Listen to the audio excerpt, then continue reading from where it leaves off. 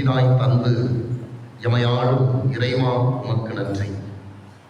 நன்மைகள் நிரம்பட்டும் இந்த ஆண்டில், நம் நம்பிக்கைகள் நிமிரட்டும் இந்த ஆண்டில், புண்ணியம் பொங்கட்டும் இந்த ஆண்டில், உண்மைகள் ஒளிரட்டும் இந்த ஆண்டில், சமூக உறவுகள் உயரட்டும் இந்த ஆண்டில், மன்னிப்பு மலரட்டும் இந்த ஆண்டில், மனித மனங்கள் விரியட்டும் இந்த ஆண்டில், வளமைகள் வளரட்டும் இந்த ஆண்டில், நம் வாழ்வு செழிக்கட்டும் இந்த ஆண்டில்.